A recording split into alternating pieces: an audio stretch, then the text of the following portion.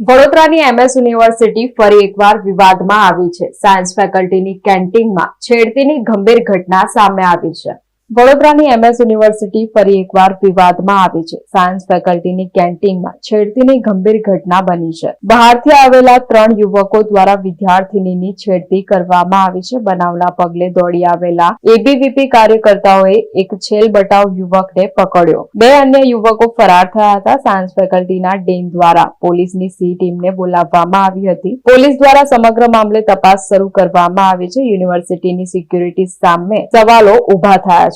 વિદ્યાર્થીઓ પ્રવેશ I card check કરવામાં આવે તે જરૂરી છે. એમએસ યુનિવર્સિટી પીઆરઓ નું નિવેદન સામે આવ્યું છે. સાયન્સ ફેકલ્ટી ખાતે બનેલી ઘટના ગંભીર છે. વિદ્યાર્થી સાથે બનેલી ઘટના સ્થાનિક વિદ્યાર્થીઓ દ્વારા તેને પકડી પણ પાડવામાં આવ્યો હતો. ટીમ દ્વારા આગળ કાર્યવાહી કરવામાં આવી રહી છે. આ મામલે યુનિવર્સિટી દ્વારા કમિટીની રચના કરવામાં આવી છે. યુનિવર્સિટીના સિક્યુરિટીને પણ વિદ્યાર્થીઓની સુરક્ષાને લઈને કડક સૂચન આપવામાં આવ્યા છે.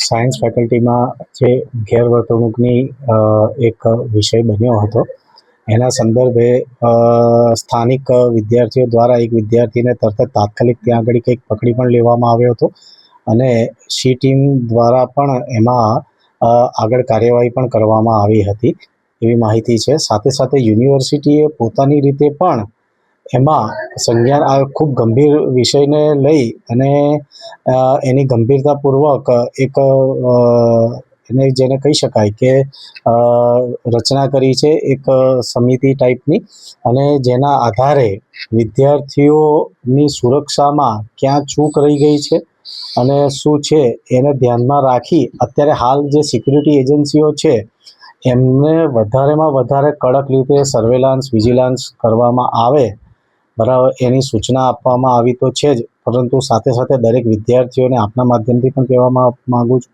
કે પોતાના આઈડીમાં જે યુઝર આઈડી પાસવર્ડ છે એનાથી લોગિન થઈ પોતાનું આઈ કાર્ડ ડાઉનલોડ કરીને રાખવું, કારણ કે યુનિવર્સિટી દ્વારા આઈ કાર્ડ ચેકિંગ પણ હાથ ધરવામાં આવી શકવાની શક્યતાઓ છે.